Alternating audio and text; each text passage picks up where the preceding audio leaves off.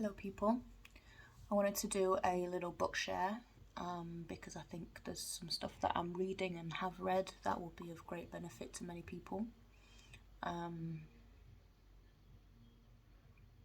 lot of it is to do with addressing childhood emotional injuries, so I just want to preface this with,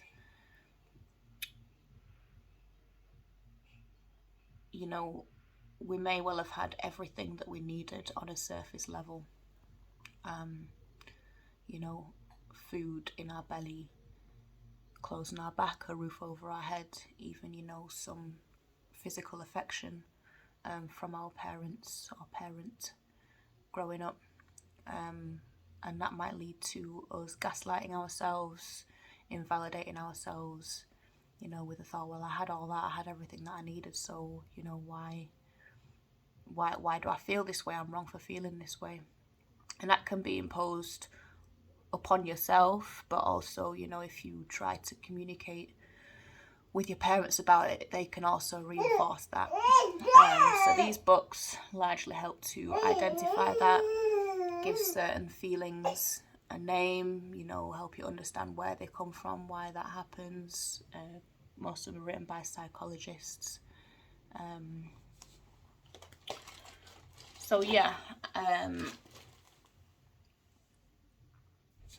Let me just get into it without waffling on for ages. First one is Mother Hunger by Kelly McDaniel. This is talking specifically about the relationship between mothers and daughters. I think it's important for everybody to read, no matter how you identify, but especially if you were born with a womb. And this, kind of to reiterate what I just said, talks about how, the essentials of survival, food, protection, food, clothes, shelter, even love, affection. That's it. It's an essential. There's more that comes from motherhood, or more that's needed when you're a mother. And that is nurturance, protection, and guidance. And if you're missing some or all of those, then it can have really damaging effects later in life. So this goes into all of that. It validates a lot of things that you may be feeling as a daughter. And it's very inclusive as well, no matter where you're at within your relationship with your parent, with your mother. And even though it says specifically in the introduction, it's not a parenting book, read it as a daughter. I think as a mother, it's probably been one of the most important books that I've read for my parenting journey. I haven't really read any specific parenting books, but yeah, it's just validating and reinforcing things that I felt and that I've known that I don't want to pass on to my daughter. I've known this for a long time. That's the first one. The second one, Attached. This is by Dr. Amir, Levine and Rachel S.F. Holler, M.A. This is about attachment theory. There's plenty of books on attachment theory and YouTube videos and whatnot, but I think it's important to educate yourself on those when trying to form and maintain healthy relationships. Though it can be, when you're on this kind of journey of personal development, you can kind of slip into just diagnosing and psychoanalyzing everything and labeling everything and self-diagnosing and whatnot. But I think attachment theory is something really important to educate yourselves on. It's important for some things to have a name, so you know what to look out for, especially when when it comes to people's behavioural patterns, and when you reach the age where you want to build a strong, secure family. And when there's certain things within your family that, like certain cycles you want to break, you need to understand why you are in that cycle in the first place. And this, as well as mother hunger, helps to identify that. The Body Keeps the Score by Bessel van der Kolk. Very important book. I've not actually finished this. It's the kind of book where I've got to read a few pages at a time, or a chapter or something at a time, put it down for a few weeks and let it marinate and integrate what I found in there, because it's so informative. It just is talking about how the body holds on to trauma and how that plays out in your life, backed up by, studies, etc.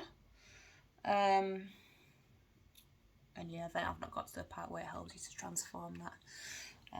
Mind, brain and body in the transformation of trauma. That's the, what you call it, little line thing underneath it.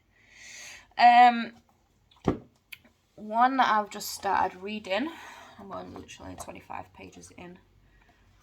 It's called Adult Children of Emotionally Immature Parents, which I know is a quite in-your-face title, but again, it's another thing that is important to identify. By Lindsay C. Gibson, also a psychologist or psychotherapist or something. Yeah, I guess I'm not too far into this, so I don't have that much to say about it, but I'm going to read a review from the start that's in the book that kind of got me really excited to read it. Where is it now? I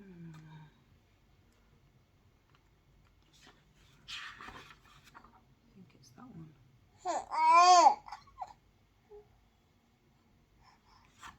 I'm going to pause while I find the specific one that I want to read.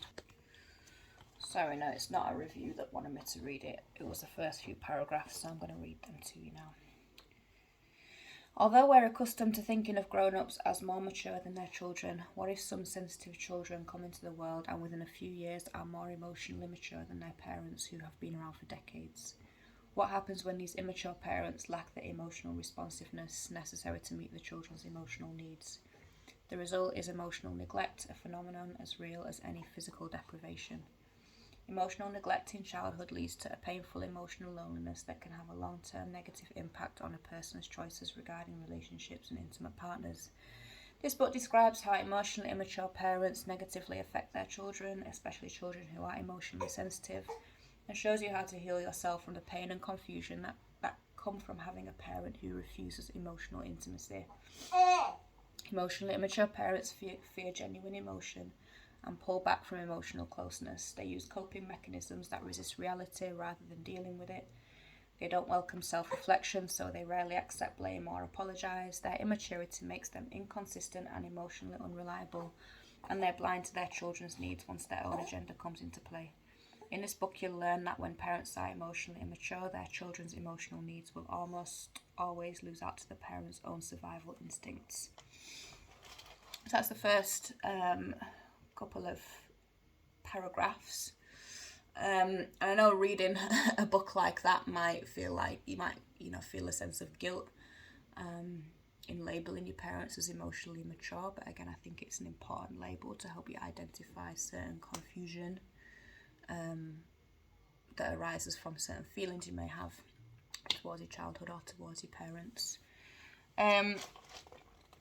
And the next three are ones that I've had for years, but I go back to as a point of reference.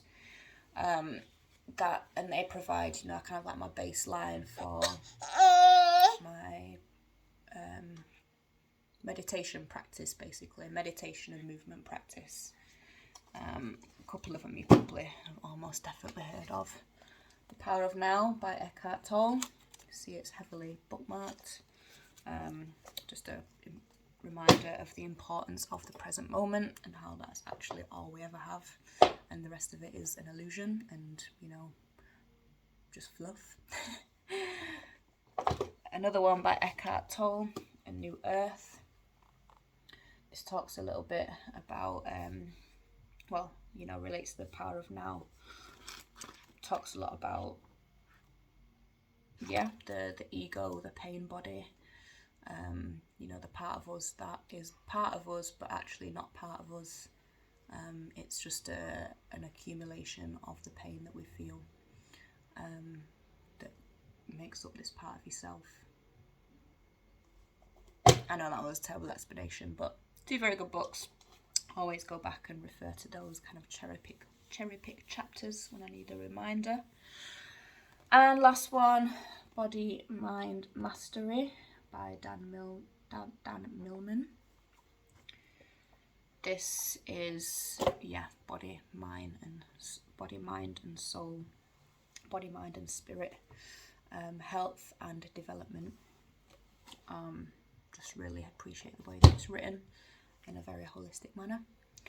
So yeah, they're, I think, the main ones that I wanted to speak about on this one anyway. That's kind of like my baseline, to help get my mind right.